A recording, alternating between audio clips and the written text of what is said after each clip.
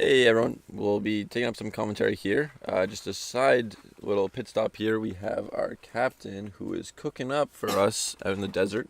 It's already cooking here, pushing 40 degrees. For those who don't know, this does give us a limited launch window just due to the filling temperature that we have to be operating at. So today, if we aren't able to resolve any of the issues we're coming across right now, the launch window will be closing early afternoon. But we're really hoping to still launch today. We'll be taking questions in the chat. We'll first, I guess before we answer questions, we'll thank the sponsors. I'll put the cam back over here. So we have a few of our major sponsors, and we'd really like to thank Lockheed Martin and the CDL Systems out of Calgary. They've been very supportive. As well, we got to do a presentation at their office, which was really cool to talk to people who also work on very similar things to us, and it's been a great sponsorship. As well, we have the Capstone Academy and Route to STEM. The sponsorship has been great. I can't go into details about all sponsorships, but just briefly thank them. As well as Fidelity Manufacturing, huge sponsor. They enjoyed the last launch and stream, so we're hoping they're coming out again to watch. And then some of our other sponsors include Industrial Paints and Plastics, SSI Technology, Corporations Group, and then one of our biggest sponsorships that's been fantastic, everyone is extremely excited about, is Avnet. For people who don't know what Avnet is, it's a B2B retailer for electronics. They do a lot more, but of course they're helping sponsor our avionics system for the upcoming rocket. Maybe people have heard of their sister brand, which would be Newark. Compared to DigiKey, anyone who's ordering things, I would suggest checking out Avnet or Newark if you're not buying for a business. They've been extremely helpful. Even when we've had some issues here at launch, they were extremely responsive and tried to help us out as much as they could. And then final shout out, I guess, is just to the Schulich School of Engineering at the University of Calgary. That's where we're from. They give us lots of funding as well, and allow us to create this team and operate within our school, which is great. And if anyone's chatting, we will be answering questions. Anyone got Sandy? No, we're going. Sorry, I gotta scroll up a bit in the chat here. An estimation, so our cutoff is going to be probably about in 3 hours at the max. So if we don't launch within that window, then we won't be launching today. We'd have one attempt of filling today. But we still have lots of opportunities throughout the week. So the range ends up closing at Saturday around noon. So we will have other opportunities, but we're not planning on that. We're still planning to launch today. It would be great. For those of you who don't know how the competition works, you get there are bonus points awarded for people who launch earlier. So I think it's 100 or 50, something like that, in the first day out of 1,000 that you can get, and then it decays down to like 80 or 30. I don't know how they're running it in this category, but that's normally how they do it. This is just to incentivize teams to kind of have their things together and be very well prepared for the competition. Otherwise, teams will be trying to push it later into the launch, and then things get clogged up. So the incentivization also benefits teams who are prepared and encourages it. For Masson saying that in chat, it is. We have done some inspecting so far.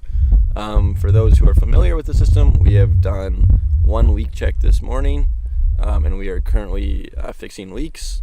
There's been some other just system testing. For those who are interested in our radio, our tele-GPS was getting about 105 RSSI from our mission control to the rail, which is a lot, but our line of sight is not completely clear, so this makes sense. But it's still manageable, and we are still getting correct telemetry data. And do you know in the launch sequence, what is the SOAR team number? Yeah, so our team number is 111. Launch sequence, I'm not so sure. So we kind of have an adjusted system, just because there's only 5 hybrids flying this year. So we're a bit more specialized. We have our own launch rail area, where we have our launch rail that we towed in, set up, as well as our shed, our filling system, the trailer. So we have this set up, and the thing is, there's a RSO, so like range safety operator, and RSI, range safety inspector. I think those are the acronyms. They manage the range, make sure rockets are safe before they fly. We still have to get checked by them. before we go, and so it's not like we're on a priority there. There is a normal queue. So once we're for sure fixed all of our leaks, we'll have to get it inspected, and then we can give a better estimate of when the launch will actually be.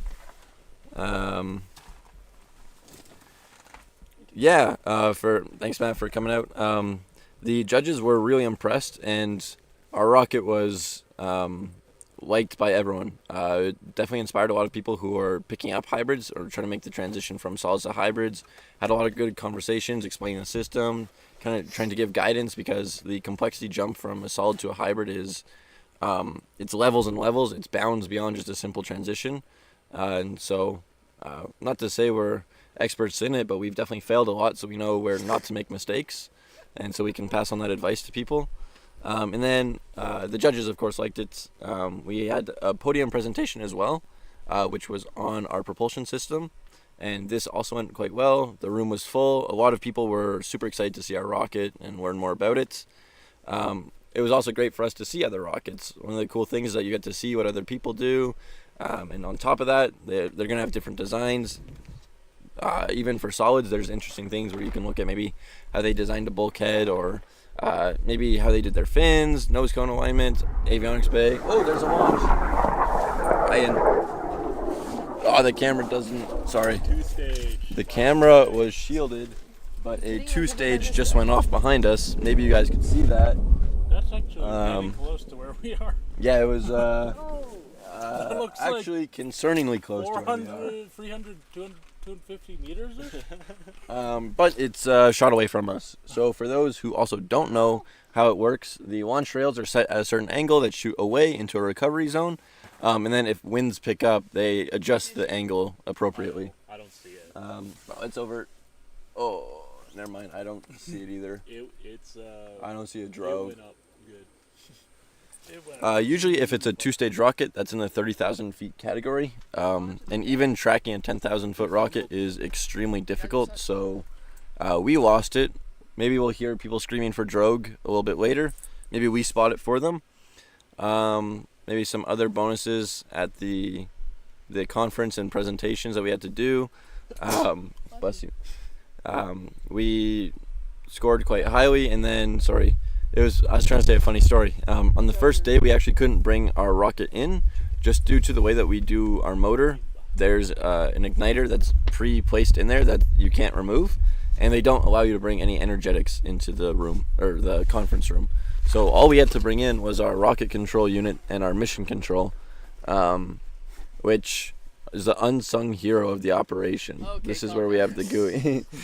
This is the GUI where we control everything from, have safety checks.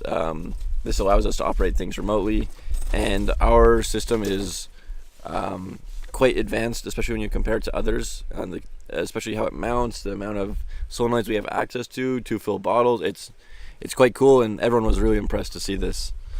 It's also got air conditioning. And it has air conditioning. Yeah, our system is good. We also have multiple different temperature controls, as I was saying earlier. So how we have a launch window just due to the temperature, we have an insulation system on our rocket, which is a clamshell. So it sits over on the launch rail, and then it opens up when we go to launch. And then our shed has air conditioning as controlled. So we were able to actually get the shed down to 10 degrees today, when ambient is about 35. And if you look at direct sun on our thermocouples, it's pushing a little over 50 degrees. So maintaining that temperature difference has been a bit of a challenge, but our air conditioning insulation system is really proving effective. For the comments about our chute issue, yes, we did figure this out. It ended up being a silly mistake, so to say. I'm surprised it got past everyone working on it. The reason why is just because we were so focused on testing a new altimeter, but some of our shock cords were the same length on our main, and so it didn't have enough pulling force or driving to get out of the bay. We've of course adjusted this and are not making the same mistake. Our recovery should work. It will work is more the attitude. Let's see. Sorry, I gotta read on a phone here. Where's Ben? Did he go back? For people wondering if people had launched, that two-stage that just went off was the first launch of the day to what I'm aware of. Yeah. But the range technically opened at 5 a.m. today. But how the Launches at competition launches, depending on who's running it, it opens at 9 or early. It just depends when certain people get here, is how I understand it, as well as temperature and wind. So if it's super windy, they of course can't operate, or if it's cloudy and you're shooting into the clouds, then you cannot launch during that time. Yeah, but to explain a bit more of like why maybe that was the first launch, is so hybrids get an additional day, a day before the conferences start to set up everything, but the solid teams, they don't have access to that, so they just started setting up this morning.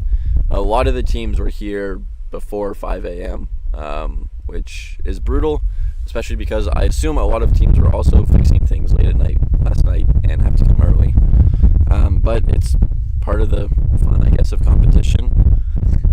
The temperature and wind speed, I don't have someone want to search it up? That's also something that anyone could search up. We are right near Truth or Consequences. Well, kinda. Oh, I don't know. Not 32. Its last update was 32 degrees, and wind, does it say? 5 kilometers per hour. And very low wind, 5 kilometers per hour. So ideal launching conditions in terms of wind. And it's clear skies. I know you guys can't see the sky so well behind on the cameras, but it is clear. We could show a bit of views of the rocket and you could see the sky and what's going on. But most people right now are inside of the trailer working on the rocket and trying to keep cool.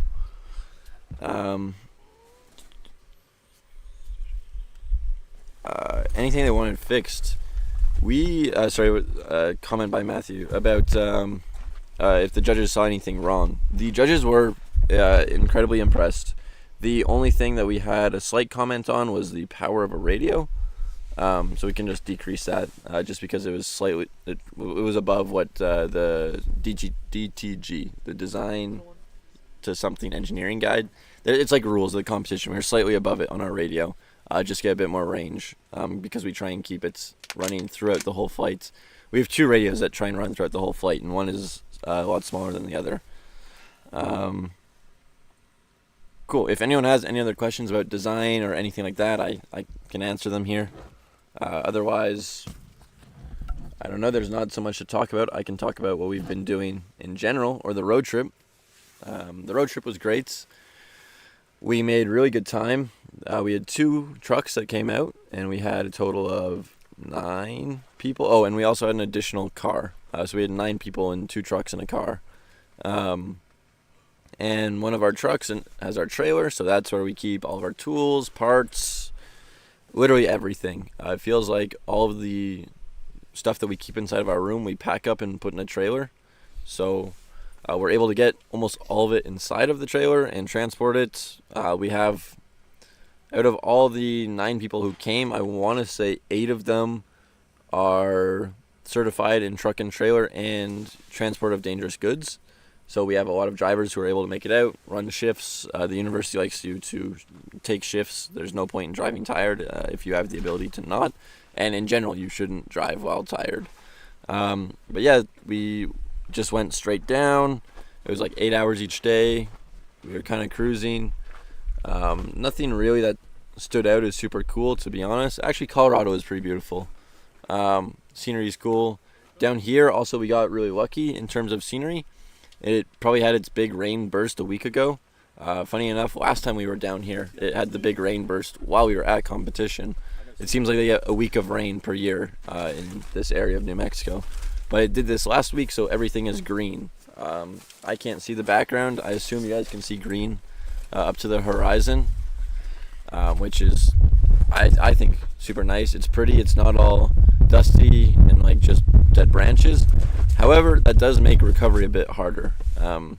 For those who are unaware of how recovery works, once you fire your rocket, it's and the range is clear, you have 6 members that you can send out for recovery, up to 6. Some teams are actually very small. Some of the teams that come out here, the smallest I heard was 7, but some are even smaller, I bet. But they have to strap you with GPS vests, water, and radios, and they have to constantly radio. You have to respond to them. Also, if they see your GPS not moving for a significant amount of time or you don't pass, then of course they'll send a team out to get you. there's also there's medical. There's also firefighters here. If a rocket comes down ballistic and catches fire, they've got all of the emergency teams here. So we're just gonna catch up on some questions. Yeah, Ben is feeding us well. I'm sure you taught him how to cook it. And from the machine shop, hey Parth, great to see you. And it said Montreal just launched. Oh, great, cool. I'm not sure how many people are juggling both streams, but yeah, there is also the SAC stream that's running. Were you at the trip? And so they have their own, their crew. Sorry, we'll take a break.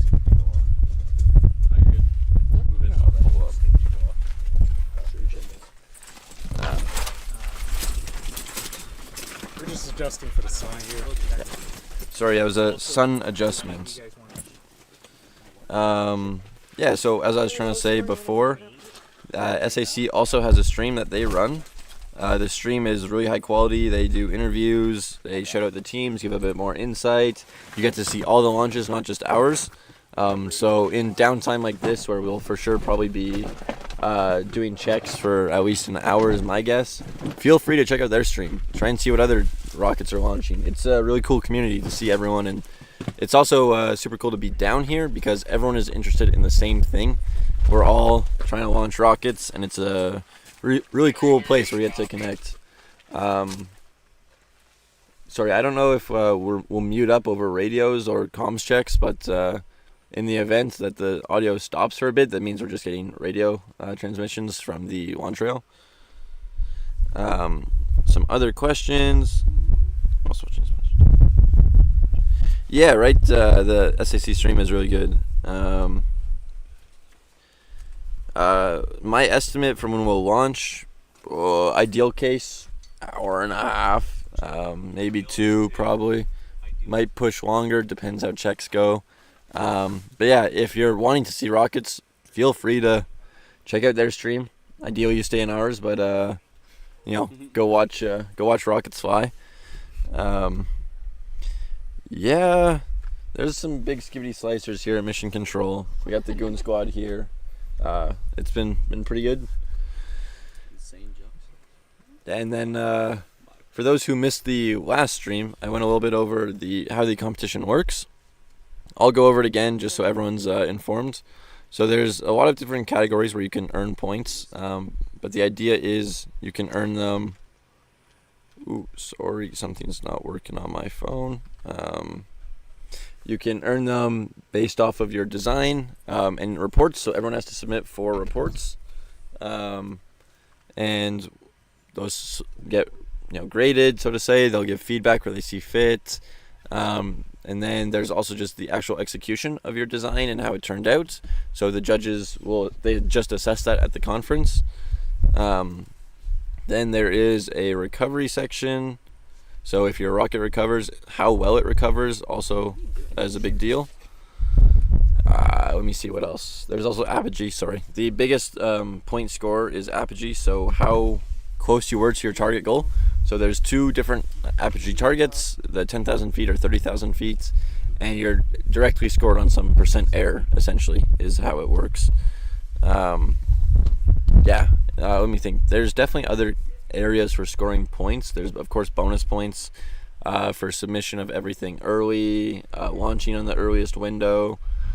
There's point penalties. So one cool thing about the competition is they force you to run a payload. If you don't, you take huge point penalties and you have to suffer from putting a 3U CubeSat sized block of steel or aluminum essentially inside of your rocket.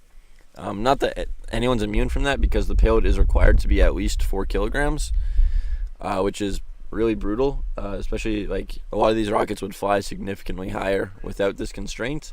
But the reason is just for challenge, and then they also want rockets to be flown with a payload.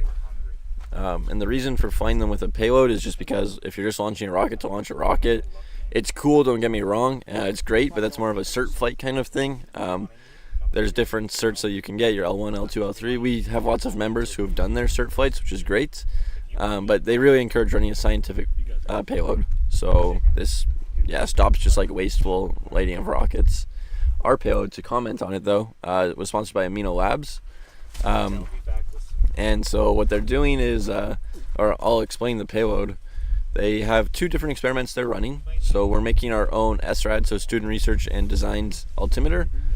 The reason for this is just not to say we can do it better than a commercial project, but it's a really cool project in getting telemetry, filtering, and is extremely useful if you're trying to work with simulations or any control. So if you're trying to control your rocket with thrust-vector control or air brakes or anything of this nature, you have to work on your own, either a common filter or some sensor fusion to get telemetry.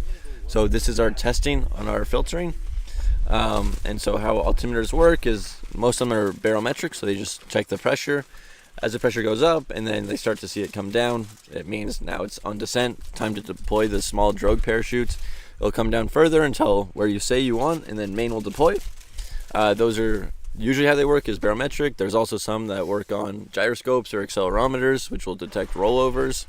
But we're trying to detect both of those in this case. We have 4 barometers and 2 IMUs, which from a sensor fusion perspective is incredibly helpful, just because you can reduce your uncertainty by taking more measurements. If you can imagine your distribution curves of uncertainty overlapping, the middle area is going to get smaller and smaller the more you overlap. So the more sensors, you actually end up getting better results, and so you can trust your live readings more than simulation more. And then the other part of the payload, which Amino Labs is interested in, is if you look at different microbes or I know there's certain like particles or things like this living up in the certain above a city, you can predict what's going down on the surface level significantly better. I'm sorry, I'm not doing it complete justice here. There's so many things that you can predict for. One of the cool examples that the payload team lead likes to give all the time is there was a study done recently where they just took some air quality samples, not quality, they checked what's going on in the air a little bit above a zoo, and they were able to identify almost every single animal in the zoo from just one little sample. So we were trying to figure out with our experiment what is the ideal elevation to actually take these measurements from, just because this isn't well researched. It's a new topic. It's super interesting that we're trying to take on something that's more cutting edge, or novel is maybe a bit of a stretch here, but something that's interesting, so to say, and fresh. But yeah, can pull up the chat if someone has it and address some questions. Cool. Yeah, just what happened to the 9 a.m. launch window? Yeah, we were here early. We were here really early for that. We just had some leaks in our lower plumbing that we're fixing. If we didn't have to fix some leaks, we would have been pretty close to the 9 a.m. that we were setting out for, which is really good. Yeah, that's, again, as I said, there's the temperature window that we're allowed to launch in. Not that we're allowed to, we could technically fill and then vent and get to a certain pressure, but ideal for us. And also, this competition is about accuracy, especially on your launches and hitting the target goal. So there's no point in us to overstretch it. We'd rather just get a better score than just launch prematurely. And really show off how good our sims and prop team is at their characterization of the motor. One cool fact, we have the first certified hybrid motor. I want to say North America, it might be the world. I don't know how it works. Canada? It's for sure Canada. I don't think the States has one. What this means is that we can fly our rocket not in an experimental category. We're the first people to go through this. We also did an experimental launch at our last launch, and I'd like to say we're kind of paving the way for more experimental things in rocketry, especially in Canada. We work closely with CAR. Our captain is heavily involved in the CAR community and really believes in cert flights. Those who are looking to do cert flights, research CAR, the Canadian Association of Rocketry. It's easy to go. You go to their website, you can see how it works. They have so many events you go out to, meet other people who are doing the same thing. It's a cool community to get involved in. The ground systems. Alan, I can tell you all about the ground systems. I don't think we have a keynote on the RCU that would show anything that I could explain the value of. So our ground systems itself is really a GUI. So you have a graphic user interface where they can hit a bunch of switches essentially and control the system. It also gives feedback, so a ton of measurements, data that gets transmitted over. And so how this all works is we run some sensors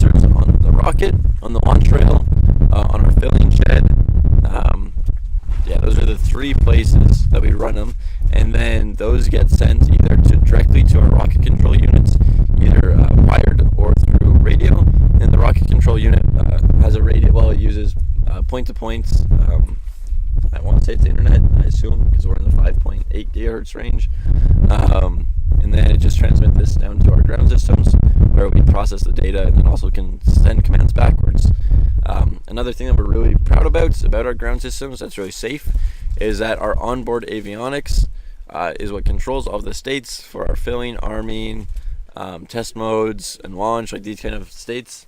And this also controls what kind of commands can be sent. Of course, if we're in a stage where we're pressure testing, we don't want a valve to just randomly go off and possibly kill someone. So it's one of those things where it needs to be really safe.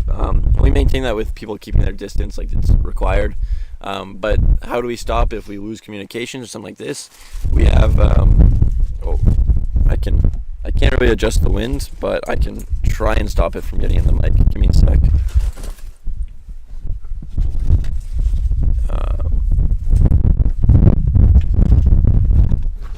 Maybe it's a bit more sheltered. Not so sure. You can definitely say in chat. But yeah, our ground systems, so we have a bunch of different heartbeats from all of our systems because we have lots of areas that link towards each other. And if we lose communication, we will, if we lose communications for a whole 20 minutes period, then we will go into our abort stage. And what was really well designed, well, also like our required design, is that in your abort stage, you have to be able to have all your valves in certain positions when they're depowered. So a lot of our valves, their natural position is going to be open, just because if we want to vent or drain our rocket and we lose power, it needs to be open, especially in the case that we do lose communication or anything like that. We would like it to just be open naturally. Then our main engine valve is normally closed, which makes sense, right? We wouldn't want a loss of power to just open up the main engine line. Yes, that's what's really cool about our ground systems. There's a lot more we could talk about. If anyone has specific questions about it, we use a box we mount on the side of the shed. There's a relay boards. We use a lot of pressure transducers, solenoids, thermocouples, and then of course other like onboard telemetry data gets relayed through there.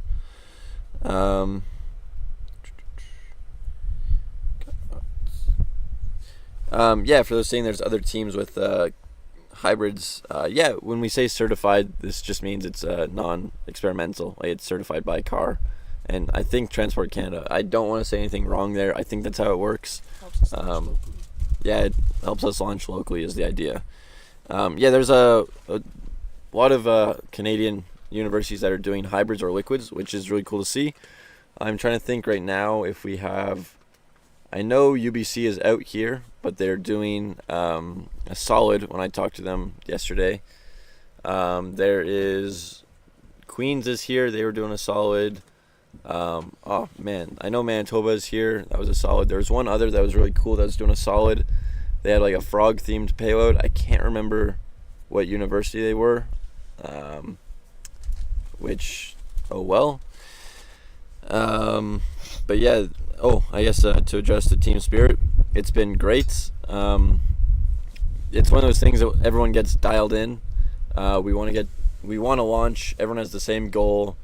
No one's getting in each other's way. We are just focused, getting through it. It's really good. We're super supportive. If like one team has an issue, we've been really good at picking up the slack and really helping them out where we can, which is like great to see out of a team environment. It's one of those things where the camaraderie building just feels it's great.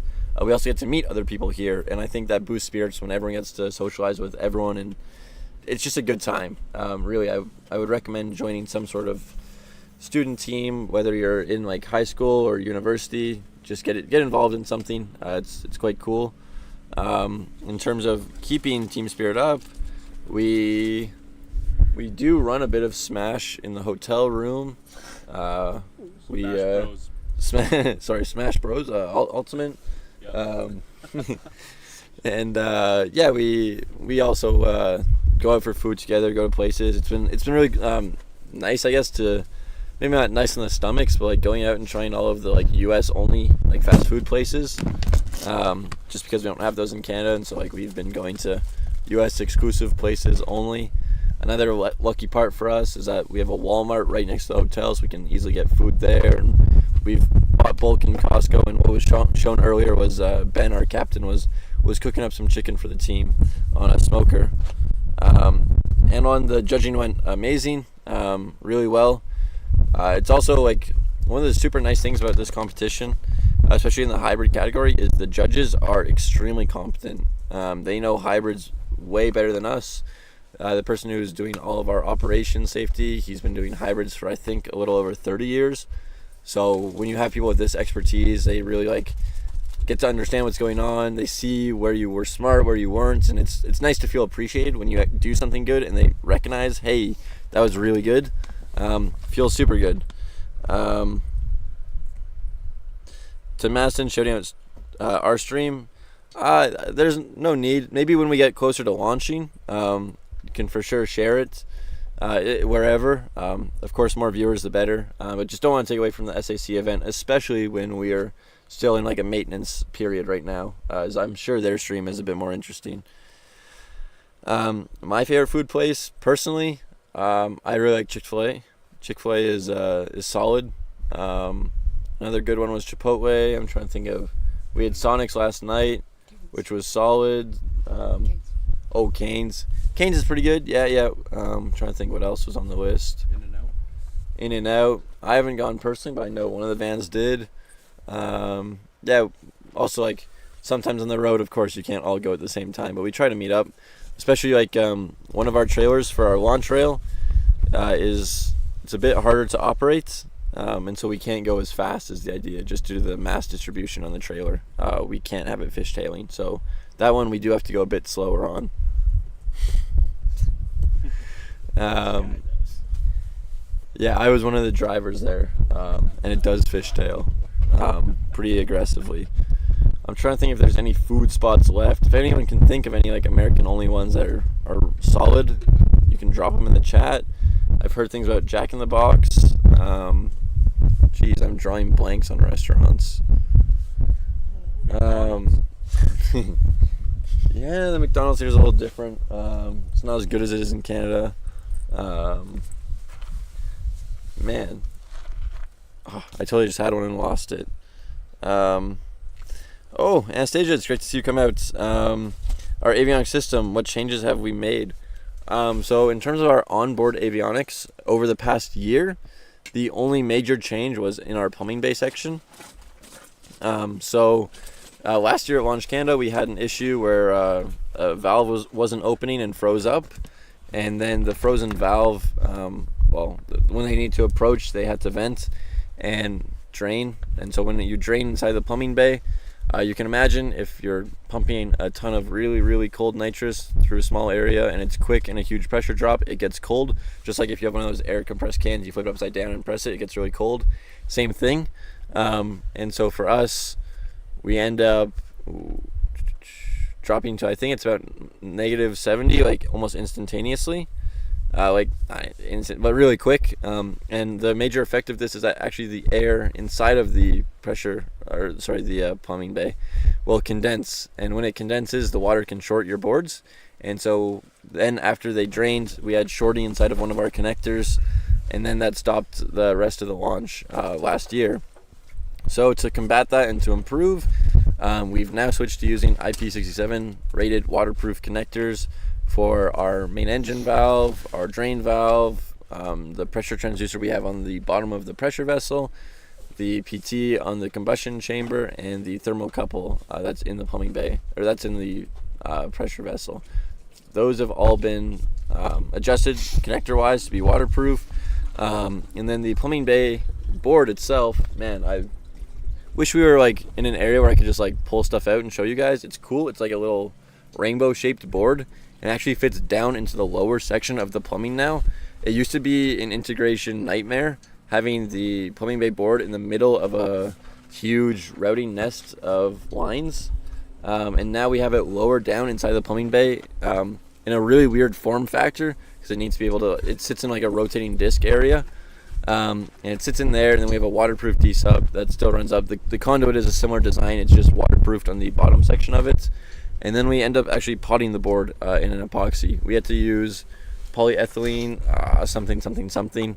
The idea why we picked the epoxy, the major thing, the takeaway that actually matters, is the curing temperature was really low. It cures around 30 degrees, which for people who have worked with epoxy, you would know when you're curing, it will get really hot, and we can't heat our boards to that degree for an extended period of time without risking them getting damaged.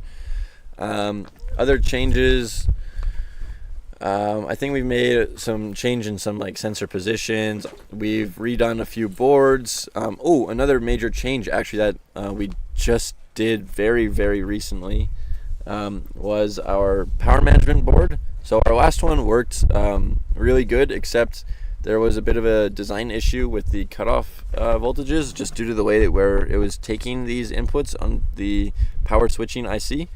And so we've redone it now, so it switches completely correctly. It has its overvoltage, undervoltage threshold. If we lose a power source, it'll pick up any of the other two. It still prioritizes. We have the ability to switch. All the same circuit protection. It's just been the quality of life changes have been done to it. As well, now in the Avionics bay, we now have SRAD battery packs. Because the last time we went down to this competition 2 years ago, when our rocket came down ballistic, our LiPo batteries went up in a fire, and it's a bit dangerous, and they implemented this year no LiPo batteries, so we had to switch over to Li-ion batteries or lithium ion cells, and we made our own cell packs, and we have our own. You just use a BMS, hook it up, and then the change that actually matters out of that on the power management board is now we just have 2 batteries, one for redundancy. And then there used to be 3 batteries in the Avionics bay, one specifically for the main engine valve. That's now been axed essentially, and we just run these 2 batteries, and then just changed it to use one of those batteries for the MEV essentially. Main engine valve. Yeah, sorry, main engine valve. I'll try and avoid abbreviations where I can. Joe's Crab Shack. I haven't heard of that, but we will check it out. We are currently staying in Truth or Consequences, which is a little bit of a small town. It's maybe, my guess is like 10,000 people tops. We could search it up, but it's got enough like fast food places, but it doesn't have so much. And then we were in Las Cruces for the conference a couple of days ago. Maybe they have one down there. Maybe we go check it out. It depends when we launch.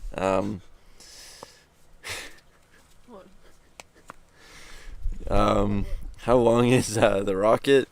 Yeah, the Drake Snake is about, I think it's 18 feet if I recall right. Yeah. 17 to 18, yeah. Yeah, it's 17 to 18. I know we just changed one change for the people who, I know there's a lot of people who are in the chat like over the past few years who aren't on it now. One issue we had was our recovery. And now we've switched to a double bay recovery, so that's added some additional length. As well as the payload is now a 3U, so it's longer. So there's a bit of variability. I think it's 18 feet. I could pull up a technical report, but I won't do that today. I can study up tonight. It's great to see how proud you are. Yeah, for those who don't know, Anastasia in the chat, she cooked so hard. She is the reason why the avionics system is so good. She did the power management board. Worked on almost every board that was used. Crazy smart, crazy talented. I think she's working at Garmin right now. I don't know how that is, but huge thanks to her. There's also Matthew, who's another avionics person who really set really kind of like laid the foundation now for how we are, how we do our drivers, our free RTOS, the safety of the system. There's so many people it's great to see in the chat. And on another person, he's currently on the team. He just graduated. He was our VP Mechanical, or one of the co-VPs. He helps a ton. He is known as the O-ring god. He has to work with a bunch of sealing, especially for those who don't know. Nitrous is not compatible with everything, and so it's very difficult to source things. And we're going up to 800 psi, which is difficult for ratings. So it's a lot of work, and he's been tremendous. All of the members have been tremendous. We've just got the extra gooners are showing up from the launch rail. I assume we'll be doing comms checks soon based on who's coming and leaving the rail. During comms checks, we will mute up. But for the time being, we can still answer any questions in chat. Run me a Gato. You want orange? Orange is fine. You can take it. No, I want red. Sorry, we just got a delivery. It is really hot, and luckily I'm at mission control in the shade, but there's been a lot of people who have been out on the launch trail for, when do we get, over 5 hours just in this blistering sun. We do, of course, sunscreen, drink water, we have a water cooler. We've got it all. This isn't our first time down here. We know how to prepare. These shirts we got this year are also insane. Yeah, we got a nice white long sleeves, UV protected, which is a huge improvement because the last time we were down here we had just gray t-shirts that were brutal in the heat. We also got some really good white polos for the conference. We've stepped up our game. We presented ourselves really well this year and prepared really well.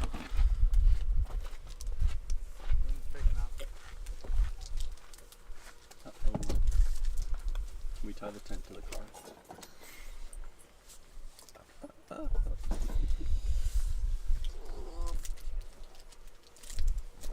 If anyone wants to learn about any part of the system, we have enough people here at Mission Control that can talk about whatever if you have a specialized question. Really awesome software. You want to talk about the software? It's all good. Okay. Someone has a question about it. What? Talk about the front end. Talk about the Like special features. 16. Go on the back end. Nice. We'll mute up the stream here just because we're doing a bit of comms. Jesse, you wanna mute Jesse? Big gooner. Do we have gas? Can you mute the stream? Do we have In gas? a little skivvy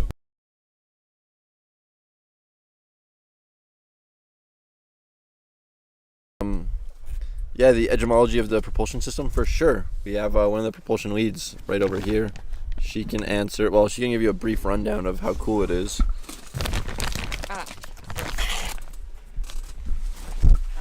Hey guys, so I'll just give you a quick sort of rundown. Our propulsion system is, typical of most hybrids. We'll have a pressure vessel which holds our oxidizer. It's in a two-phase form, but we try to fill a precise amount of liquid to run our burn to the amount of time that we want it, according to our flight sims. Below the pressure vessel is our lower plumbing. This is essentially where we have a couple of valves for draining. We have our main engine valve, which is essentially what releases the oxidizer from the pressure vessel into the motor. We'll have a pressure transducer as well, and a couple of other basically sensors. Below that is our combustion chamber. So inside here we have our fuel grain, which is houses our solid fuel, which is paraffin wax, with a center bore, a big hole in the middle for the oxidizer to go through. Inside there we also load our igniters. That's a our candy mix that we kind of cooked up at home many times. And once the oxidizer is released, the igniters have gone off and the wax is sort of melting. They'll mix and ignite the motor.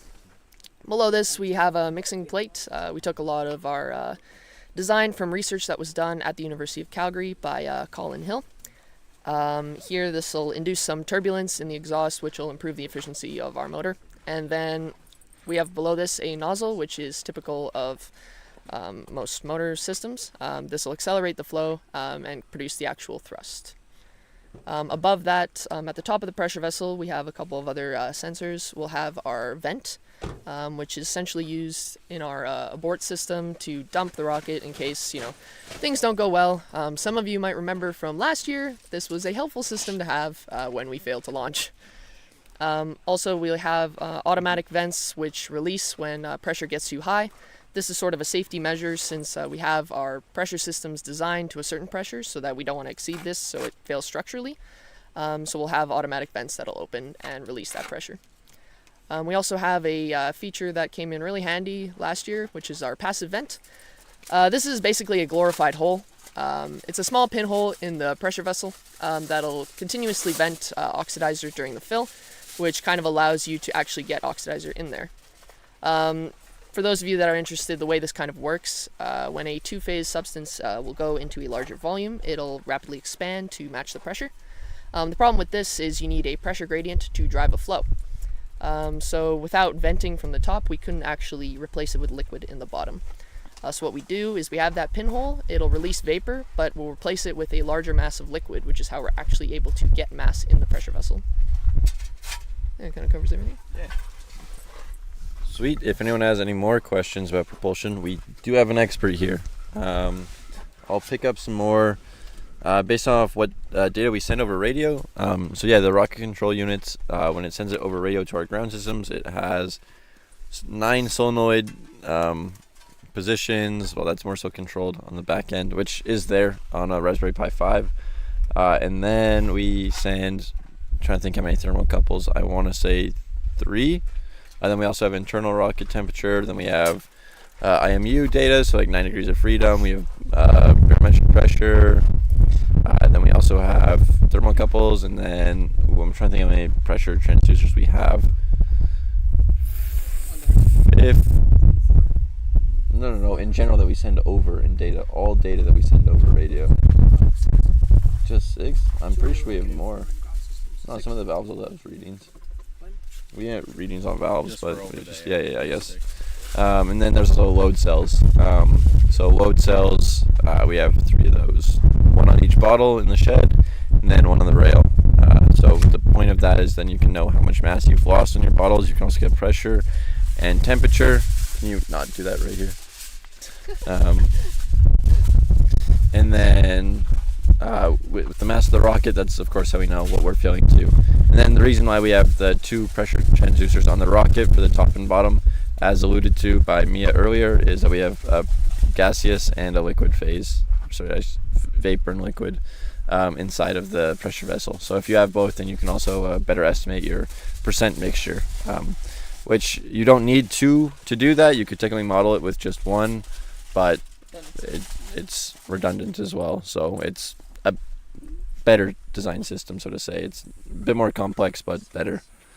For over the air, we also do the commands from the. We also do the commands for the GUI stuff. So anything with the PVs or the solenoids that we want to actuate for the pressured lines, all that's there. And then we also do the calibration for the load cells here. So making sure the masses are correct and we have a correct slope for the linear mass scaling, I guess. And also any state changing. So for the rocket, any state changing from test to abort to fill to launch, anything like that as well. So. And we also have a backup SRAD GPS on there too. Oh yeah, sorry. If it wasn't said, yeah, right by our VP software, Chris, he was mentioning that we forgot our GPS redundant data. So we also have a separate COTS GPS called the TeleGPS, which gives position to us and other flight information. COTS is commercial off the shelf. Bro, I've already gone through this. This guy showing up late to the stream, trying to critique. Out during the beating sun, bro. And then, so we have that GPS, as well as we have one on side of our data management board inside of our avionics bay. So we have redundant GPS, which on our last launch was extremely helpful, just because it's very difficult to track the rocket, and the way that you have to track the tele-GPS is with the Yagi antenna, which is directional. And so if you lose it, then you kind of lose telemetry, but our radio system stayed working the entire time throughout flight, and so we were able to get our redundant GPS data. And it was our final point that we received before the rocket didn't fully recover last time was exactly where we found the rocket. So the redundant GPS is extremely helpful. The composite tubes. So we have a few different methodologies. One thing that I think is probably the interesting part, the way that we actually try and get rid of voids is by using packing tape. And so when you lay down your fibers, you put in your epoxy and then put each layer of your in this case for us, fiberglass with 0.90 weave. So when I say 0.90, you can just imagine it's just 90 degrees apart. So just like perfectly perpendicular, just so then the fibers, the way they're aligned, will just take on directional load. It is the idea. You can do different alignments where it's like 45 degrees and 0 if you're more in a specific axis, but we want ours to be in both compression, tension, and then hoop strength is a huge issue, especially if there's pressurized areas.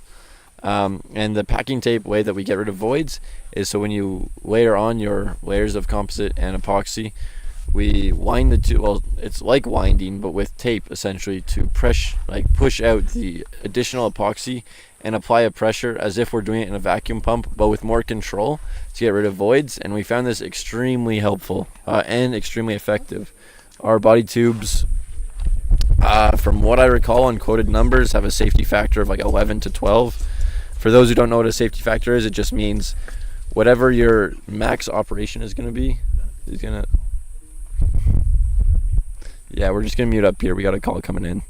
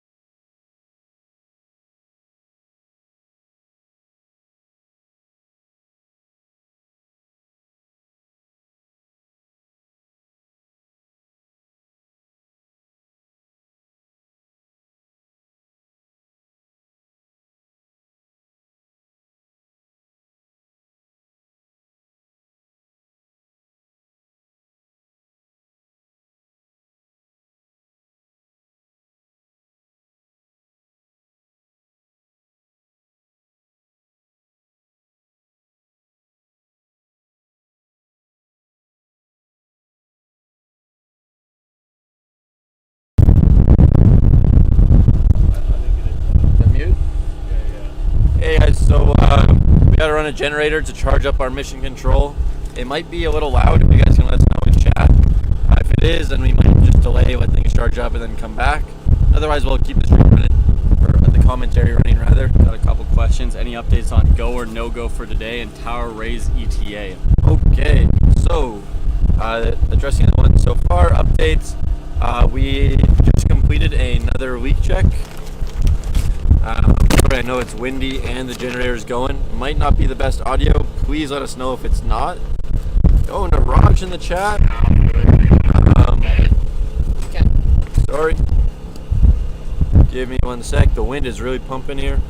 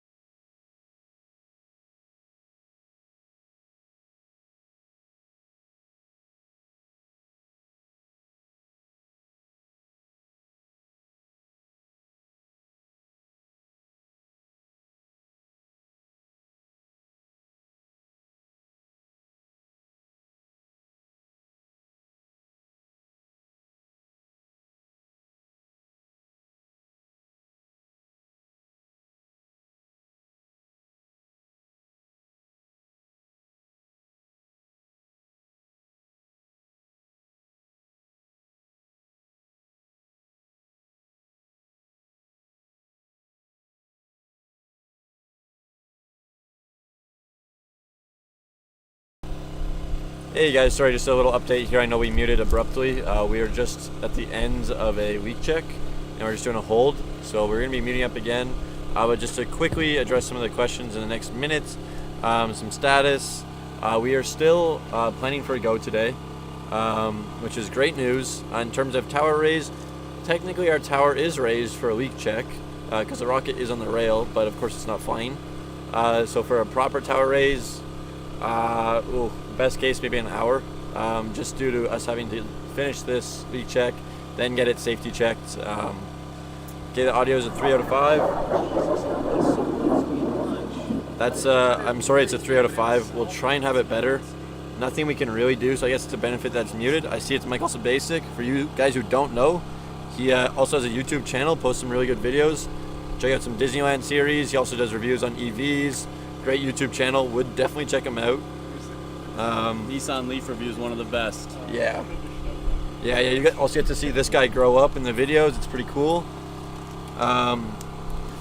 It is in the wind 20 miles per hour or no go 20. From what I recall, it's 30 kilometers. Ben, is it 30 kilometers per hour where they call off range for wind?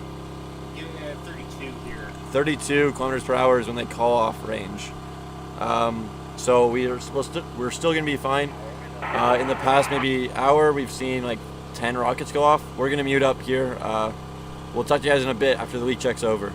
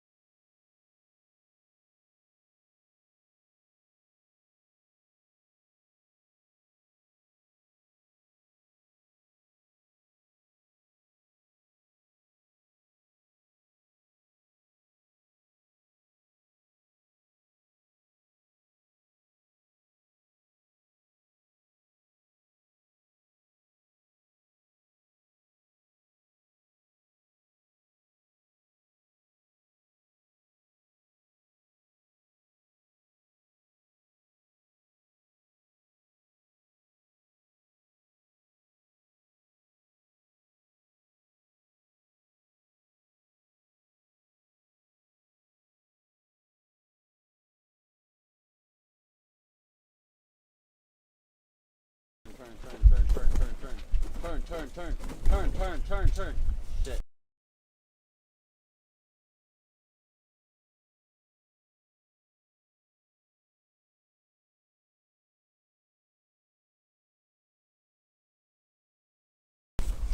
Hey guys, sorry, I know the stream had some up and down there with the heat. The week that we had, we deemed not good for flying. So we're going to postpone the launch till tomorrow morning, just until the week gets fully resolved here at site. The reason why we're not continuing to push today is due to the winds. They're going to be closing down the range probably shortly. They're picking up and they're supposed to be staying picked up for a while past the threshold. Thanks all for coming out. Hopefully it'll be a great stream at 9 tomorrow. Maybe we'll start a bit earlier for setup if it's interesting. Feel free to share it. We are very confident that we will have it down tomorrow morning. Thanks guys for coming out.